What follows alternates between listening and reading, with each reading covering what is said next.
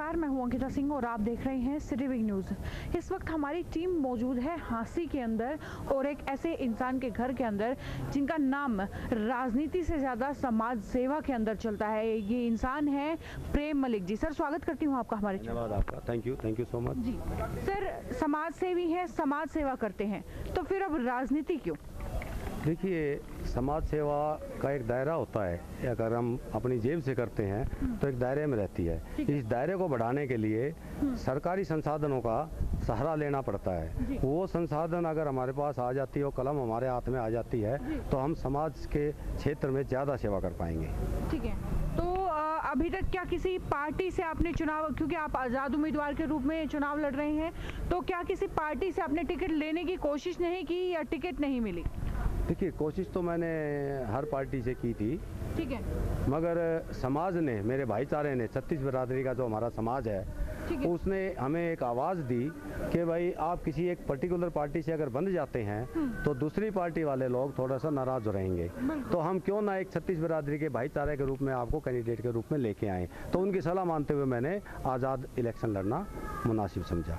लेकिन सर, फिर भी देखिए, आजकल आज़ाद उम्मीदवारों को उतनी जीत कहाँ मिल पाती है, क्योंकि जमाना या तो दल वाले नेताओं का है या फिर दल बदलू नेताओं का है। और आप आज़ाद उम्मीदवार के रूप में लड़ रहे हैं, तो कहीं ना कहीं चुनाव जो है कठिन नहीं हो सकता आपके लिए? देखिए, कठिन तो होता है मगर नामुमकिन नहीं होता। इतिहास भी बदले जाते हैं, रिकॉर्ड भी तोड़े जाते हैं। तो मुझे मेरे भाईचारे पे विश्वास है और यकीन है, और यकीन के साथ मैं कहता भी हूँ कि कामयाबी मिलेगी। ठीक है। तो टक्कर किसके साथ मानते हैं आप अपनी? मेरी किसी के साथ मैं टक्कर नहीं मानता। जो मेरे भाईचारे ने मुझे जो आशीर्वाद दिया, जो साथ दिया, जो प्यार दिया, जो सहयोग दिया, उसको देखते हुए मैं अपने आप से किसी को कंपेयर नहीं करता। चलिए, ठीक है। सर, कांग्रेस की हाल ही में 2-3 दिन पहले टिकट डिक्लेयर हुई हैं और यहाँ से ओम प्रकाश पंघाल जी को टिकट दी गई है। राजनीति में कोई खासा सक्रिय नाम उनका हमने सुना नहीं है, तो क्या लगते हैं, क्या मानते हैं कि क्या कांग्रेस की दाव कमज़ोर कर सकती है उसको? देखिए, ये कांग्रेस का कैंडिडेट नहीं है, ये भी बीजेपी का ही कैंडिडेट है। क्योंकि एक यहाँ मेमवाला बाग के नाम से एक बहुत बड़ी एक जगह थी सरकारी, हुड्डा की तरफ से उसमें स्टे लगा हुआ था। उस स्टे को तुड़वा के इन्होंने अपने प्रेशर में लेके, सरकार को प्रेशर में लेके, और उस ज़मीन को बेचने के लिए जो इन्होंने एक नेक्सस तैयार किया था, उसमें से एक सदस्य ये ओम प्रकाश पंघाल जी भी हैं और दूसरे इसमें मेन बहना जी हैं। ठीक है। तो दोनों ने अपने आप को, भविष्य को ये देखते हुए कि कल को ये घपले खुलेंगे और आपको सज़ा होगी, उस चीज़ से बचने के लिए एक सौदा इन्होंने कुलदीप बिश्नोई जी के साथ किया।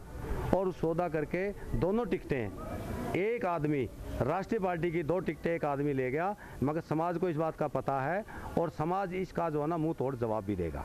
ठीक है। तो उन्हें तो खैर जवाब मिलेगा नहीं, ये तो बाद में पता चलेगा। आज आप नामांकन भर करके आए हैं, जनता का कैसा समर्थन देखने को मिला है आपको? बहुत भरपूर सहयोग, समर्थन और एक जज्बा जो था ना, वो बहुत बड़ा एक अजीब का जज्बा था, गजब का जज्बा था।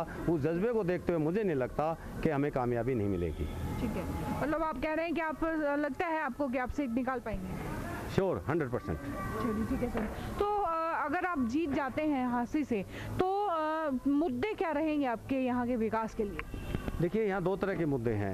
एक ग्रामीण अंचल आ जाता है, एक शहरी अंचल आ जाता है। ग्रामीण अंचल में हमारा जो मुद्दा है, खाद बीज, उससे संबंधित दवाइयाँ, हमारा सिंचाई का पानी, पीने का पानी, फिर हमारे को शिक्षा के क्षेत्र में, स्वास्थ्य के क्षेत्र में, सफाई के क्षेत्र में, बिजली भी हमारी सप्लाई कम रहती है ग्रामीण क्षेत्र में। और ये सब देखते हुए हमारा जो सड़कों का भी है, एक हमारे बसेज वगैरह जो खासकर बेटियां जो दूर दराज पढ़ने जाती हैं 10, 12, 15 किलोमीटर की रेडियस में स्कूल कॉलेजेस में, उनको भी बड़ी दिक्कत आती है, तो वो भी हमारा प्रबंध होना चाहिए।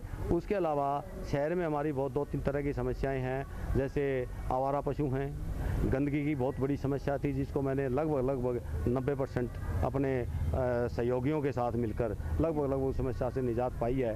फिर पानी भराव की, जल भराव की समस्या है बहुत बड़ी यहाँ, वो भी एक हमारी एक ज्वलंत समस्या है, उसको भी मैं दूर करने की कोशिश करूँगा। भ्रष्टाचार एक बहुत बड़ा मुद्दा है। उसके बाद बात आती है सुविधाओं की। अब सुविधाएं तो तब मिल पाएंगी जब इन समस्याओं से हम निकल पाएंगे। ठीक है। सर अक्सर कई नेताओं को ये कहते हुए सुना जाता है कि भाई हम विकास नहीं कर पाए क्योंकि राज्य में हमारी सरकार नहीं थी या फिर केंद्र में हमारी सरकार नहीं थी, और आप चुनाव आज़ाद उम्मीदवार के तौर पर लड़ रहे हैं, तो क्या परेशानी नहीं होगी अगर आप जीत गए तो? देखिए, ये तो भाई एक बहाना होता है। ठीक है। अब विधायिका जो हमारी वर्तमान में विधायिका जो अभी निवर्तमान हुई हैं, ठीक है, उनको अगर हम देखें 365 दिन एक साल में होते हैं। ठीक है। 3 दिन भी साल में नहीं आई और 5 साल में 15 दिन भी नहीं आई, तो समस्याएं वो कैसे दूर करेंगी और समस्याएं वो कैसे जानेंगी? तो जब क्षेत्र में ही वो नहीं रहेंगे हमारे प्रतिनिधि, तो समस्याओं को जानेंगे कैसे? जानेंगे नहीं तो निदान कैसे करेंगे? फिर बात आती है इच्छा शक्ति की। मेरे अंदर एक दृढ़ इच्छा शक्ति है और मैं विश्वास के साथ कह सकता हूँ कि एक निर्दलीय होते हुए भी और सारी समस्याओं से रूबरू होना होते हुए और सारी समस्याओं का निदान करने का काम करूँगा।